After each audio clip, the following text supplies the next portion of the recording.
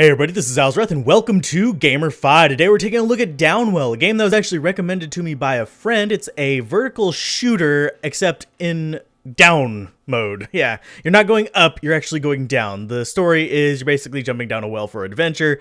There's a bit more to that, but first things first, I actually am going to show you the options menu on this one real quick. We have style select and stuff like that, but in options, you have the ability to choose your display, which is borders. Yes, you can have actual borders on these.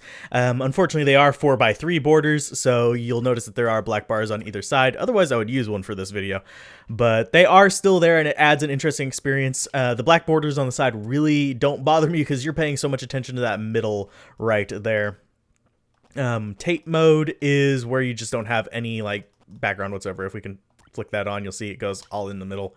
But yeah, let's jump up to the style select in the palette first, since it won't throw us directly into a match if we choose one.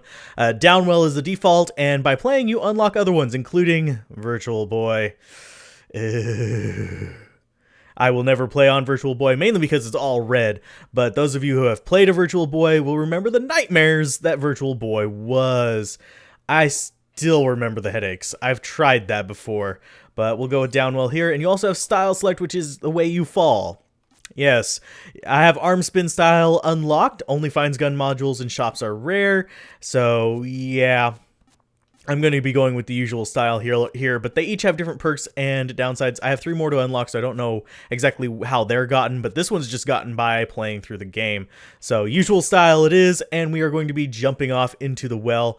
Too bad you don't get to see the little animation for that. You might before the end of this video, because I frankly kind of suck at this game. Now you can kill some enemies by stomping. You'll see that enemies have a white side and a red side as well. If you hit the red side, you tend to get damage. If you hit the white side, you tend to kill them. Now you'll notice that this guy is all red. Oh, there's a gem going away. I'll get it later. But this guy's all red, so if I touch him, I'm going to take damage. You have 4 life, and I'm taking this extremely slow right now. Usually you'd be going extremely fast-paced. Those little red guys are a total pain in the butt, but they're a little bit more friendly than their snail friends, so... You can also stomp on enemies' heads, kind of like Mario, but you don't want to do that to the red guys. These little areas right here, you'll notice that they freeze time outside the bubble, but not inside the bubble. This is because you're entering into a little special area with a little boost here. Let's grab the burst, which is not really my favorite boost right there. You can see it fires things in small bursts rather than single shots, which gives you less control. I really don't honestly like it, but it's good for taking down bigger enemies. Like that, just get above them and you can burst through them. I honestly prefer laser. So yes, you have different gunshots, and I am gonna suck really bad while commentating this, by the way. Just giving you a heads up, because this thing actually does take quite a bit of concentration to play effectively. And let's dodge that bat. The bats are just as bad as in any Castlevania series, honestly, because they will fly down at weird angles and blow the living crap out of you. You have gemstones and stuff like that. It's a fairly straightforward game. I find it quite enjoyable. We're going to go in here and get some gems, because we'll probably need them for the next level. I've gotten to the catacombs, which isn't very far in, but it's still pretty interesting. Let's drop down in through there. As far as the graphics go, they are very striking. Beep, boop, I'm a drone. I've never gotten that one. I've gotten the other ones of these, so I'm going to grab the drone. But, oh, we have, it's basically, I'm forgetting what it's called from Gradius. Little extra shot bubbles that float around you. Sweet. And it does the same kind of shot as you as well, so maybe I should get a better shot than this. Kill you. And kill you. Probably don't want to be in a position where I can't talk very much. But, oh, I completely lost my train of thought there. Oh yeah, the graphics are quite distinct. You can really tell the enemies from the surroundings and stuff like that, especially... Oh, let's grab that guy. Especially in the default appearances. You have like an enemy right there. You can see it because it's got red on it. We took some more damage. Let's go into the shop here. Let's heal some of that damage. You get various shops that give you various boosts. Let's get the rice ball to restore some life. We don't have enough for anything else, so tough crap. Now, as soon as we come out of here, we're going to have to fight, but... Ick. As you can see, the distinct red and white theme is pretty good. I like the sharp contrast that you can tell. This is going to hurt me, this is not, this is where I can land, this is where I can't. Enemies that damage you by touching are all red. It's by touching from the top, that is. Any enemy you touch from below is going to hurt you because you'll notice they all have red on the underside. This is just basic, straightforward, consistent design, and I really do appreciate that. And this guy is going to run into my drone and die. Ooh, we have lasers. This is my favorite one.